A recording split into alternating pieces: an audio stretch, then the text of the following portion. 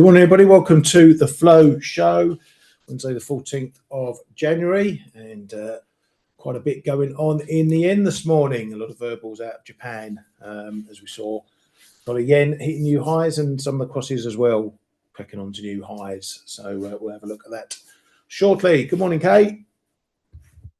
Morning, Ryan. Morning, everybody. Yep, things seem to be heating up all right.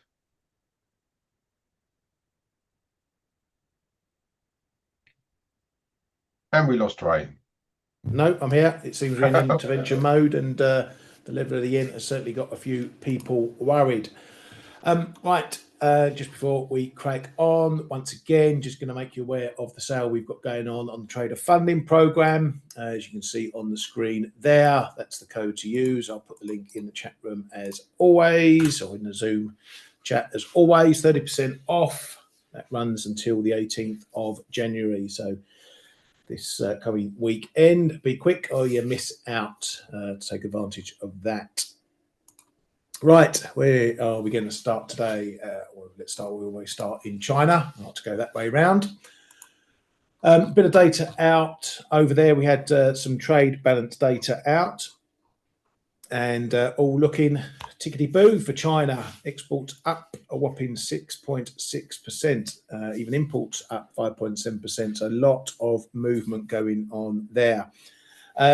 Trade balance, obviously higher surplus. For 2025 as a whole, they've hit over a 1 trillion surplus. So much for all the tariffs and shifting away from China. It hasn't stopped them motoring on, although things didn't look especially good in the earlier part of last year, but they recovered it all back. So that's looking good. Over in Japan, we had kind of bits of data, the Tenkan numbers out. This is something that the bank look at particularly closely. Business index that dropped to 7, which was a 6-month low among manufacturers. Non-manufacturers they pulled back a touch to 32 from 33. We also had the flash numbers from machine tool orders coming in at 10.6%, missing expectations, 14.2, but still a decent number anyway.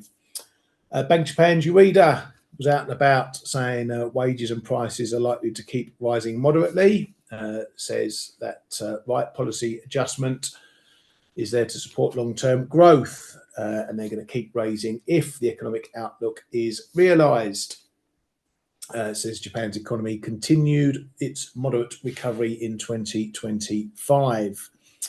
The Bank of Japan's yen index has taken a bit of a dive over the last few days. On Friday, it was 74.53, if I'm not mistaken. They had a day off Monday. Tuesday, it came in at 74.09, and for yesterday, it came in at 73.55. We are well below, massively below the last time they intervened. As mentioned, that's brought out a flood of verbals from various people. Kihara, the government, was waffling about it. Finance Minister Katayama like to remind us that she had deep talks with Besant. FX should reflect fundamentals, and that some moves seen on the 9th don't reflect the fundamentals and won't rule out any means on FX. The top currency diplomat Mimura said he would take appropriate action against excessive FX moves. Also not ruling out any options. Is extremely concerned about FX moves, and that they're not just looking at dollar yen, but at other pairs too. Now, they've got a bit of a problem because, as we've seen from that yen index, and as we've seen from the charts, it's not just dollar yen, and dollar yen isn't the be all and end all of Japanese yen weakness. The crosses have been rocketing too. So the fact that Katayama had in-depth talks with Besant, it's not too much of a stretch to think that they won't have conversations with other countries and central banks. So the possibility that if they intervene, it's a coordinated effort has probably grown some. We've been talking about this. We lost you, Ryan. Sorry? Hello? We don't hear you anymore, Ryan. You can't hear me? No, I don't hear right. Oh, it's my internet connection. Oh, yeah. Are you all right? You keep going off and on. Yeah. Okay. Yeah. Seems my internet connection is a bit unstable. Do you hear me all right?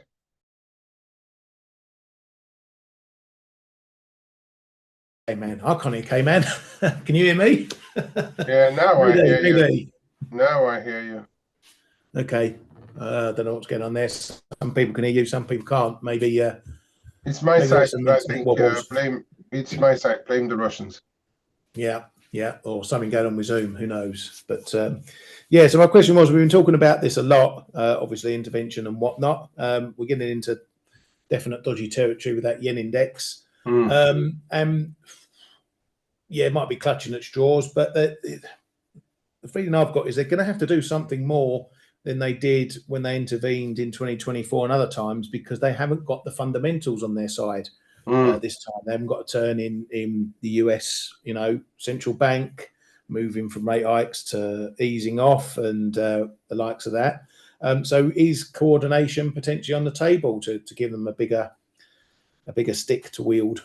Yeah, but what's coordination, that the question is, I mean, if you look at the MOF reserves, they're mainly in dollars, then there's a part in euros, and then they have like a chunk as SDRs, they have gold, other currencies are smaller. How do you define coordinated interventions? I was taking the example of ECB, RBA in the room. What interest would ECB have to sell euros? What interest would RBA have to sell Aussie? So it's all going to be, my opinion, on behalf of. So there's two possibilities there. They can MOF can decide to sell euro yen and maybe other crosses yen as well. And then I'm thinking about Aussie because it's the next big thing that the third probably currency that they have in position, maybe a bit of sterling or so, but I think mainly dollar, euro, but mainly dollar, of course. But how are they going to convince ECB, RBA to sell unsterilized currencies of their own? That I think is going to be a big debate. If it's as like prior interventions went, so ECB can do euro yen because they're based in euro, but they could or equally sterilize the euros afterwards. So that could be a very messy picture. I think the simplest thing for the Bank of Japan is to sell dollar yen, and that's going to bring all the yen crosses down. Yeah, looking at that yen index, which is um, englobing all the currencies. I've been talking so much about it. I think maybe this Mimura has been listening to our shows. Yeah, all crosses are bid, but I don't see the interest of ECB and RBA to sell their own currency. What I can see is the help of the Fed and especially the Treasury then with Besson behind, selling dollar yen together with the Bank of Japan. Then the Fed will execute and the Bank of Japan will execute. I still think that's the most plausible scenario, but never rule out Yeah, I mean, everything. I The don't think we're talking of cords or anything like that, and maybe direct central bank involvement is maybe a bigger step. Maybe coordination is, rather than doing it alone, is phoning up European banks, their European agents, and saying, "Sell me some euro yen." Phoning up their agents in the UK, "Sell me some pound yen." Rather Oh than yeah, they can. maybe direct central banks, ECB actually doing it. They're just calling around their agent banks rather than them going alone in Japan. Yeah, the agent banks, they can do whatever Bank of Japan will instruct them to do. By the way, interventions, unless they really want to spend a lot of money or spunk a lot of money, actually, even on the spreads, is rarely it's Bank of Japan sell sterling yen, no, or sell euro yen. They will even ask for two-way prices, even though everybody knows their side. But usually they ask for two-way prices. But yeah, they can actually decide to sell all the currencies. Yeah, it's possible. That's up to the MOF, and if one want to believe me more, that's possible. Just for the history of it, and I don't know whether that's evolved a lot. They used to have 11 agent banks in back in my days, and yeah, they can call them up directly and sell currencies, which is going to be creating a big mess if they do it, because what's going to happen to the euro dollar or Aussie dollar or cable when they're on it, right? Yeah, yeah, yeah, definitely. But you know, I guess my feeling is that because they haven't got the backing of the fundamentals this time, they, you know, if they just do a straightforward knock dollar yen down 300-400 pips, you know, the market's going to hoover that up. There's people already waiting to hoover that up, as you know, just on the retail side. You know, so and if that reverses pretty quickly, they're going to have to go again. I'm throwing it out there. It may not happen, but I'm throwing it out there that maybe they need to be a bit different this time around than they were in 2024. Yeah, the other thing they can do, but it's the wrong side of the intervention sphere, and it's easier to sell yen because you just print the currency. If you buy yen, you need to do something. Either you reduce your FX reserves, which are ample, right? They've got like 1.3 trillion dollars. Don't think that they can't put it down if they really wanted to. Yeah, Um, but so the last time they did sell a few US treasuries to fund it, but they can use other means as well. Uh, the uh, the one thing, if they really want to kill all speculation or yeah, keep the yen stronger, is they intervene and then they go sit on the offer, which have been done in the past. But again, it was the other side. If they go and sit on the offer, it's going to be a much more difficult a much more difficult thing to do, because then the reserves will start to be affected relatively quickly, because we can easily imagine, if you look at only the big money managers, they could do several yards of dollars per hour, basically, and especially per day. Last interventions were anywhere between, what is it, 50, $60 billion worth. There were two of them in 2024. If they really want to put it lower, it's going to probably cost them $200-300 billion easily. yeah, exactly. And but they could also, you know, punch it for 400 pips, let it rally 200, and get the dip buys in, then punch it again quickly after. That's what I think that's what they did the last one, or the one before last. They Yeah, came in because they did several too rounds. quickly. They will have to do several rounds if they want to keep it down. They will have to do several rounds. That's without a doubt. Yeah, yeah. Oh, interesting times ahead. And once again, you've got to be careful if you're trading the yen. This is not the time to try and be a hero on either side, either buying the dip or trying to catch an intervention. But be very careful out there. Things are hotting up and definitely getting a bit more nervous over in Japan. Right, moving on. There's been a story out of from Bloomberg saying that some early end of year data shows that the UK economy might be struggling to rebound after the budget. They cite credit card data showing some weakness amongst borrowing, spending in the consumer. So maybe we don't get the potential year-end positivity jump that is a bit of a risk to come, and things go stinky from the get-go. We're going to get an idea of that tomorrow with the GDP data. Bank of England's Taylor, he's one of the doves over there. He says that at target inflation from mid-2026 is likely to be sustainable, which means that inflation would be hitting their target sooner than they expect, which is currently in 2027. He expects monetary policy to normalise at neutral sooner rather than later. So he's going to stay on the dovish side. He says interest rates should continue on a downward path. A little bit of data yesterday. I can't even bother to scroll it. We'll go on and don't be lazy, Ryan. NFIB data out of the US came in as expected, up to 99.5. So positivity showing amongst small businesses.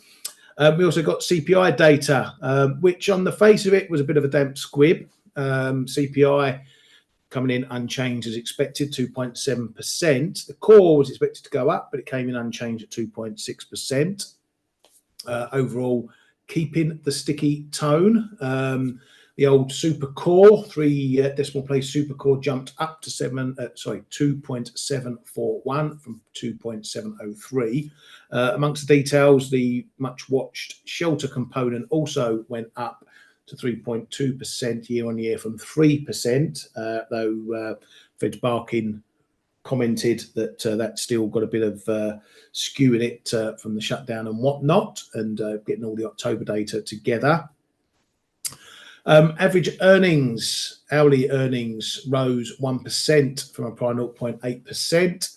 And weekly earnings also up at 1.1% versus 0.8% too. So wages ticking up a little bit. Now, the market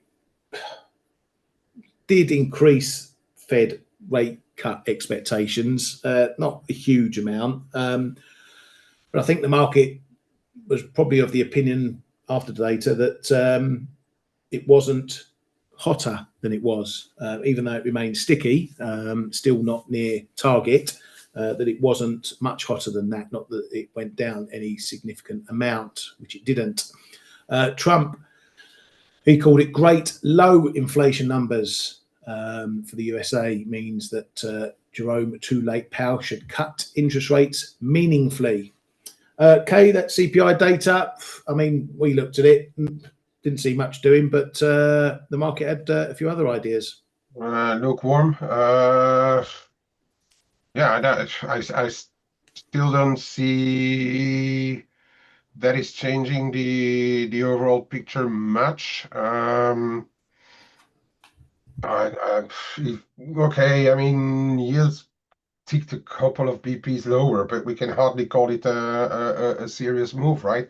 What's to be noted is that the bond auctions went relatively well, so that is probably worth the mention. Is that I'm not sure whether that's the market pricing in definite rate cuts, because then we would have seen the yields come down more rapidly. But just worth noting, and so it seems that the market is kind of liking the CPI report. Yeah, which is a bit strange because, as I say, from my perspective, it's still sticky inflation. It's not near target. It's not heading towards target, and I don't know how the market can get a bit dovish over it. But I'm not the market, and the market's got deeper pockets than I have. So yeah, but that's what I'm saying. I think I don't think the market really took too much of a side on it. Just we know that they are short bonds, and perhaps a bit of readjustment. I don't see there's not too much of a big move, right? I don't know what's going on with the equity markets right now. But yesterday they printed a high, then they came back down. I'm not even sure that's on the back of CPI, maybe something else. yeah, exactly. We also had new home sales out, and they're playing catch up with those numbers. The October numbers coming in at 737,000, so beating expectations and around about what we saw the month before in September. Yeah, we did get a 30-year auction, which came out okay. So that's, if I call quickly, 5 3s, 10s, and 30s now that have been okay. It's always a funny time having these auctions in the early part of the year as well. So maybe we need to see what happens in the next rounds. We also kicked off earnings season. A couple out. Delta, they were okay. EPS higher than expected. Though revenue had a slight miss. Bank of New York, pretty much the same. Beat on EPS. Revenues a beat as well. JP Morgan, the same. Big beat on EPS. Revenues up. The only thing that let them down was investment banking revenue, which didn't which missed expectations.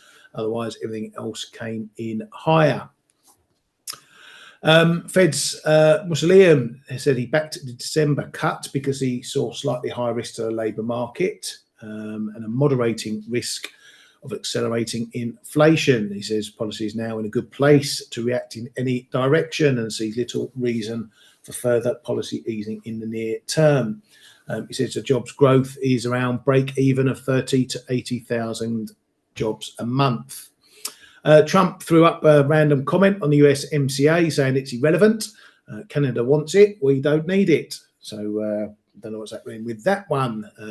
When's the next round of those talks? It was supposed to be in September. And mid-year. To February, is it? I can't remember. Somewhere from mid-year, no? I don't think this. I don't think it's on the table before half two of this year. Yeah. Okay. Well, he deemed it necessary to throw that one out. Right, and that's about it. Kay, anything else? No, not really. The funny thing is that, well, I mean, it doesn't affect anything. But yesterday, the new RBNZ chair, that woman Bremen, she got a bit of a finger slap from the foreign minister in New Zealand when she signed the Powell support letter. He was saying that she shouldn't be getting involved in US local policies. So that was a bit of a funny one.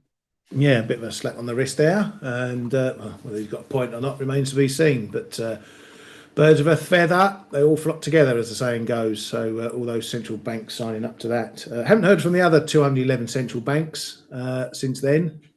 So who knows what's going on with that.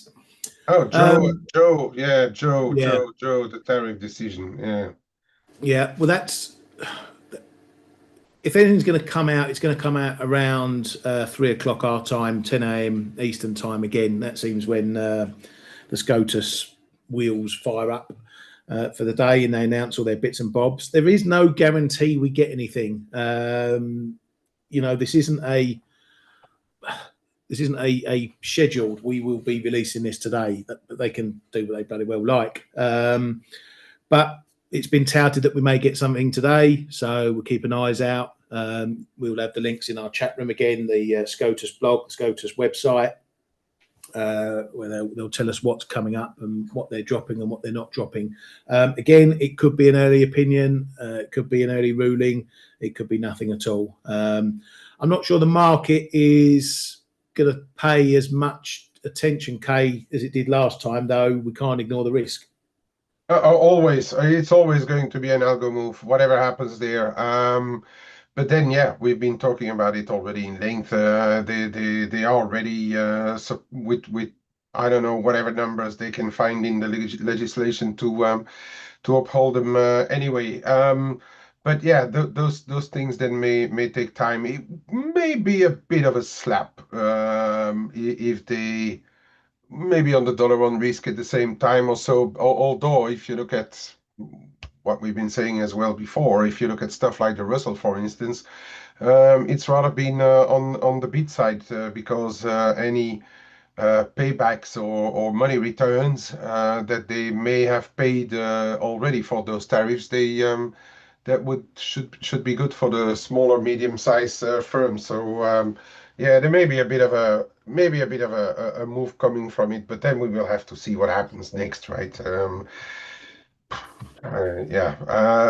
It's going to move, but if the move is viable, it's very much the question. Yeah, it's the same as Friday. There's 100 different variables within it. Is it a flat? No, this is illegal. You've got to return all the money. Is it we need to look into it further? Is it a maybe illegal?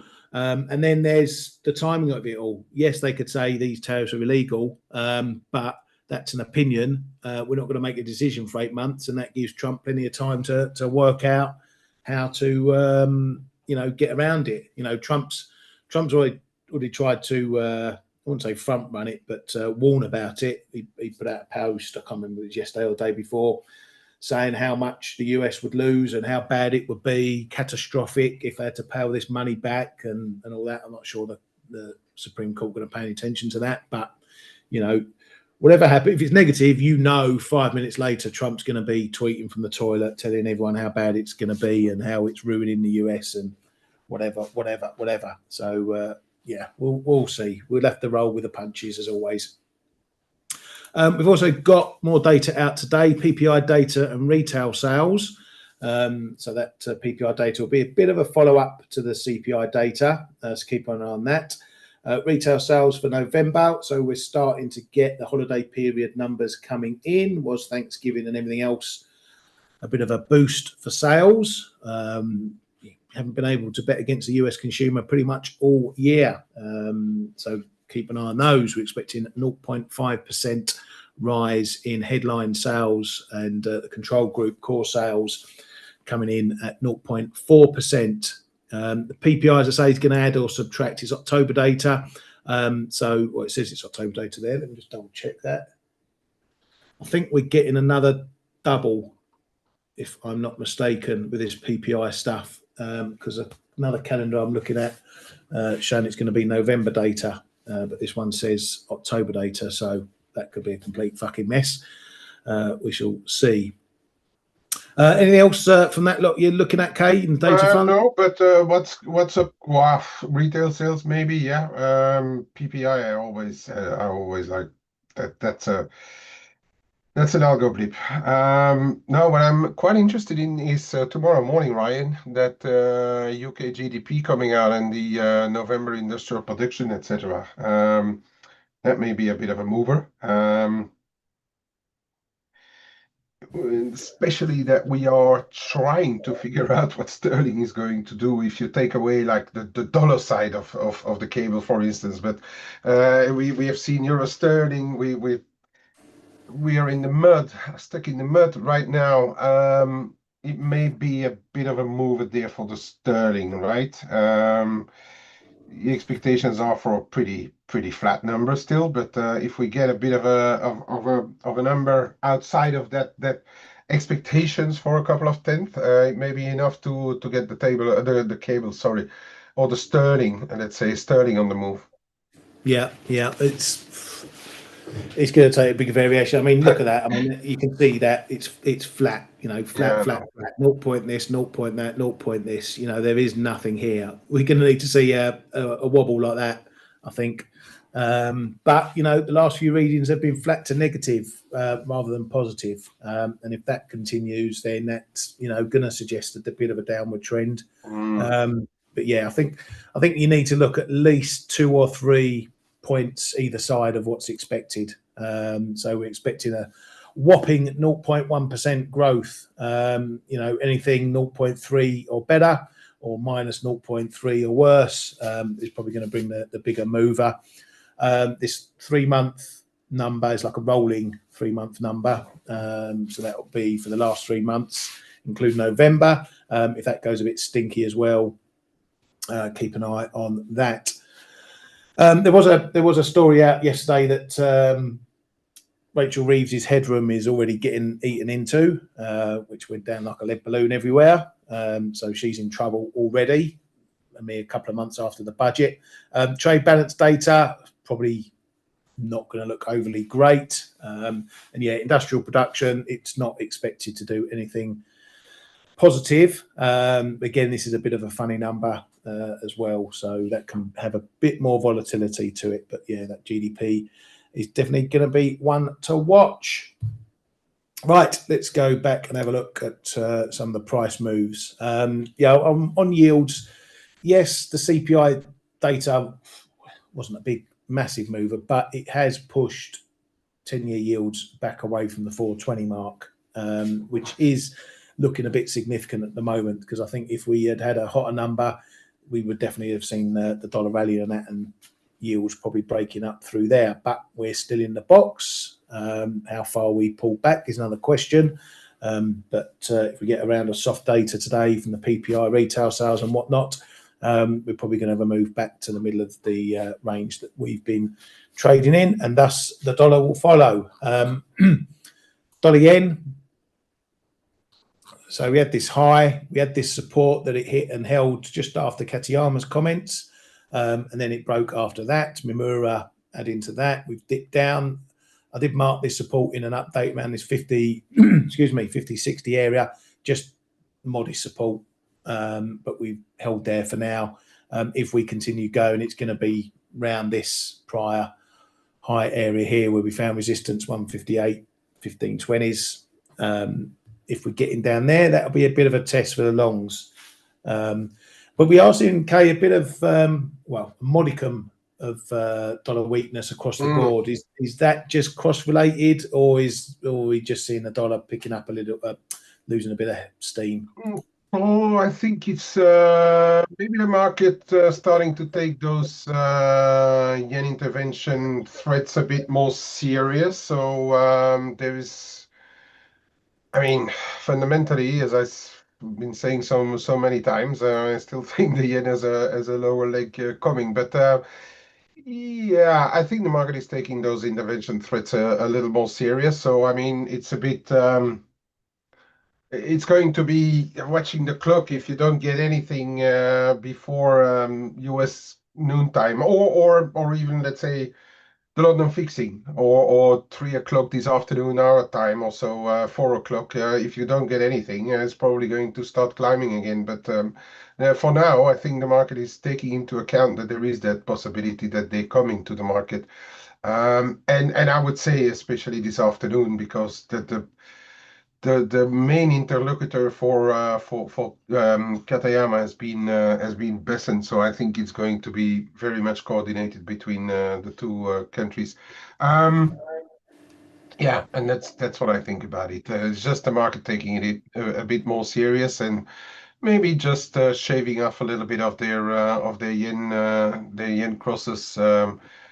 Aussie yen Aussie yen came down 20 pips even when even with euro being a little bit hotter. So maybe people are taking off a few of those yen crosses right now.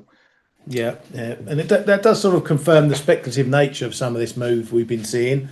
If people are ready to throw out some positions, maybe it's just a short termers on these comments, because these comments aren't really anything new. They've waffled before.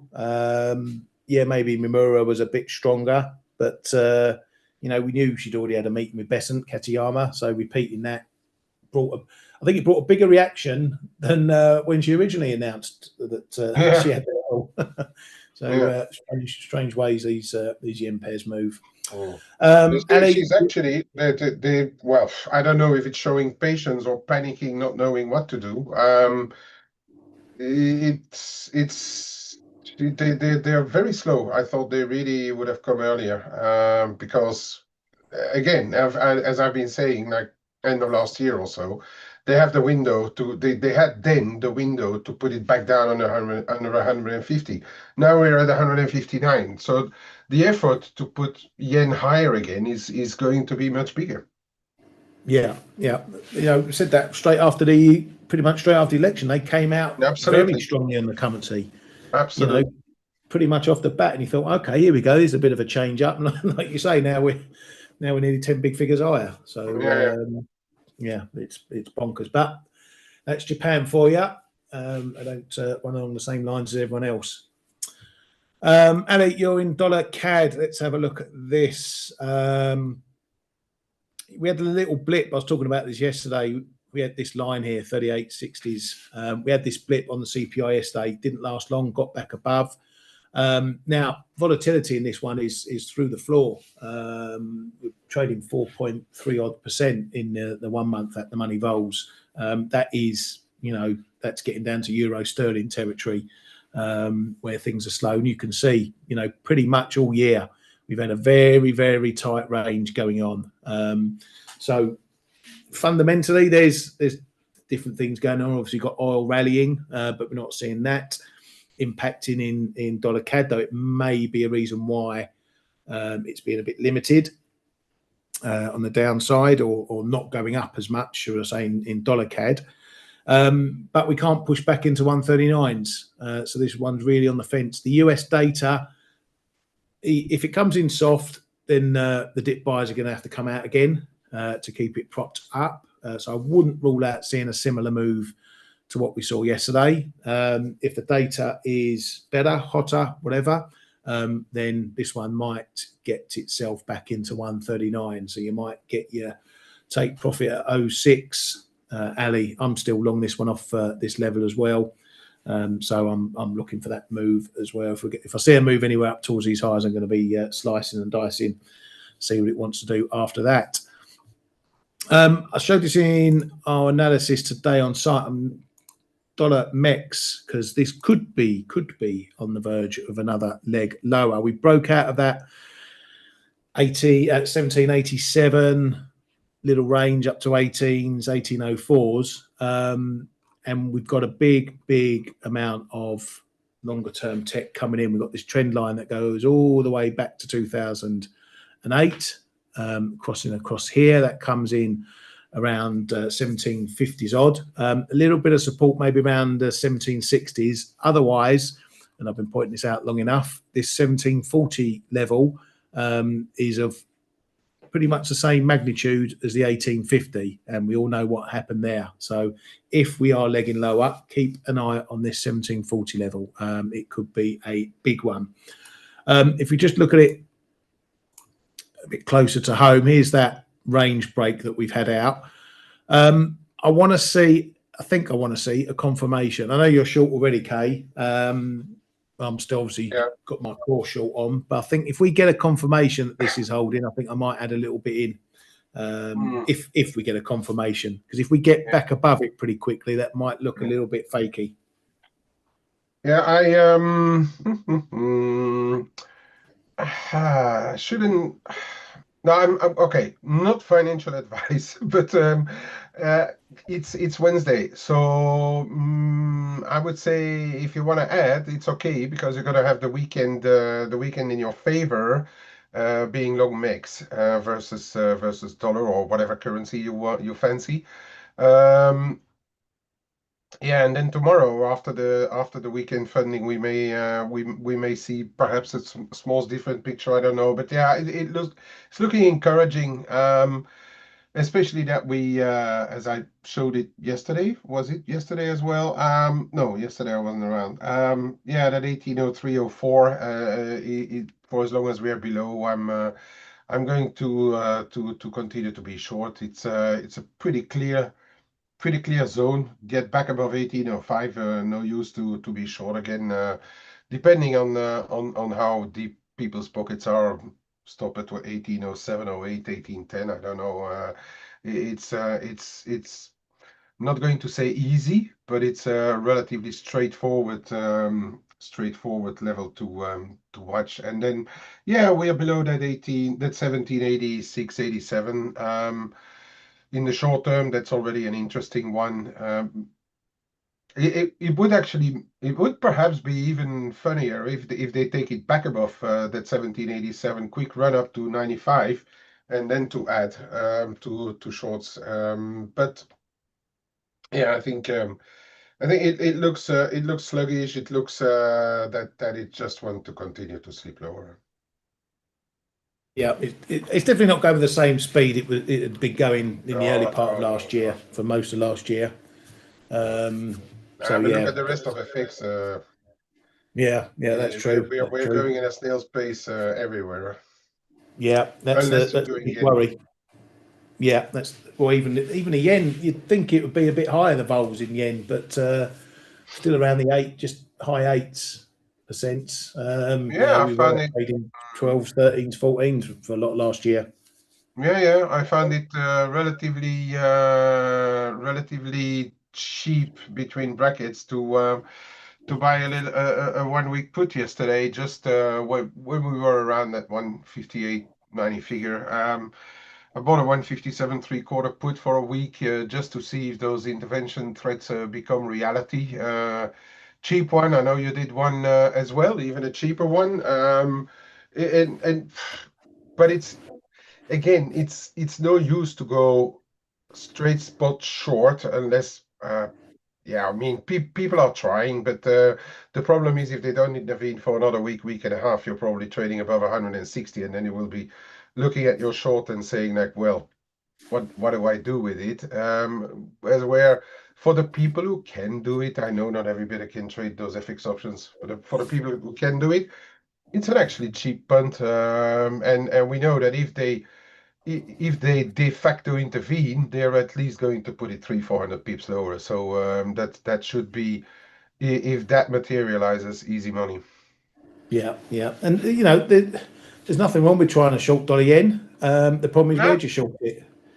You know, that's the thing. Where do you short it? Did you if you tried shorting it here, you were wrong. If you tried shorting it here, you were wrong. It's picking your point. So until you get some price action to show where the levels are, it's a bit of a dangerous game. But we've been speaking about that for quite often. Right, mate, I'm going to kick it across to you. Are you there, mate? I am here. I am here, and I'm pressing the wrong buttons. Right. Yeah, I was. Better turn the porn off before you start sharing the Oh screen. yeah, yeah, yeah, yeah, yeah. Oh yeah. I had to be very quick there. Um, right now, I was actually on the dollar mix as well. Maybe a little bit of an interesting one, and I'm going to look at what's happening in Swissy today, because, and that's a short-term one, okay? Little short-term wedge on the Euro Swiss. We are trying to hold it here. We went a little bit above, bit of a level there, 93.45.50. And now we're back on this 93.30 here. If that starts to build, maybe there is a bit of a chance that we move a little bit higher. I just wanted to show the Swissie because it's starting to look pretty much what's happening in Swiss, starting to look what happened the start of 2025, the start of 2024. We had a bit of a strengthening of the Swiss franc into year end, and then New Year starts, and the Swiss franc weakens a little bit, and we are seeing exactly the same thing happen. It's a mini move, I know, but if this could get a little bit of legs, we could maybe have a retest of that zone here around 81 in the dollar Swiss, and then if you look at Euro Swiss at the cross, the level really to start watching it closely would be somewhere around 93.80, 94 the figure, but especially around here, 94, 20, 30, 94, 30, 40. That's going to be the real tough nut to crack, I think. But just wanted to show this move because it has a lot of similarities with what we saw the last 2 years, okay? And what we saw the last 2 years was a gradual, although a bit up and down, move that took us all the way into end of February, starting of March, actually, in the Swiss franc. So I just wanted to show the similar that or to highlight. And if you want to go and have a look at the charts, you will see what I'm talking about in the more longer term. So this seems to be a bit of an overlay, although the moves are smaller right now than what's happened over the past couple of years. Quick look at what's happening in cable. As I was saying on my update this morning, yeah, we are. This is looking positive, and yes, we are holding it in the low 134s. But when a trend line is that steep, I'm not a huge fan of it. Although if you stretch it a little bit, it still looks like a pretty decent bit of a channel that started to form from November. So all in all, it's still relatively positive that sterling, but we are going to need something to take it out of this range. And then I'm especially thinking about 133.90, 135 and a quarter. We're still bang in the middle. Euro dollar exactly the same. We can talk about levels all around, but we're really stuck in the mud on those two currency pairs right now. So for this to move, and I'm not sure it's gonna move on the PPI retail sales maybe in the States this afternoon, but I'm going to keep a close eye on it on what's happening with it, especially over the UK GDP. If we get a bit of a surprise on the UK GDP, we may get on the move again in that one. Um, yeah, I mean metals, they're just continuing, and what I've also noted is that we and I've been saying that in silver over the shows as well, and even yesterday on Face. the thing is for buyers, and that shows still that we are right now in a very bid environment, very bullish environment, is that we don't go and test major supports. You run short of the major support. You run short of the next major support. And now we are starting to run short again of the first half decent support, which was that double top that we saw around 45.5. So that still shows that we are in a very bullish environment in those metals. I'm only looking at gold and silver really myself, but it is for a deeper retracement for those who want to play it, because I hear a lot of questions of people saying like, oh, when is it enough? When is it enough? When is it enough? Like desperate to try and find a retracement, but it's very hard. And when you don't go even retest the major or the better supports, it's very hard to go and look for a real retracement. So in gold, it could be that the first retracement worth the name is only going to happen if we break back below 45.5. Silver is even worse. I have to go onto the daily to even look at the chart now, because it's so spectacularly big. I was talking about that support here, okay? Last time we ran short. Then you move up the support, you run a bit short. Now we're moving up. The support is now around 84. We had a bit of a retest there, okay? But it's still going very high. But the major supports remain untested, so that is still very, very bullish, okay? So here as well, if you look at it in comparison to what's happening in gold, and that's a mile away right now. Yes, you can look at 87.5, 88. By the way, those thicker lines here are from our extension levels from the whole 2011, 2020 move lower. If for those who would wonder. But if you look at something that should really spark a deeper retracement, you're going to have to go below 84 already, okay? And that's where we are now, 7% away. So that still shows us that those things are extremely big. For me personally, no way I'm going to counter it unless I see those decent support levels starting to give way. And that's how I trade it. I'd rather still buy dips in all of them unless I see those much clearer supports starting to give way. Okay, and Ryan, really for me that's about it. I say euro dollar in the middle of nowhere between that 116.10 and 117 figure 5. Just nothing to see there.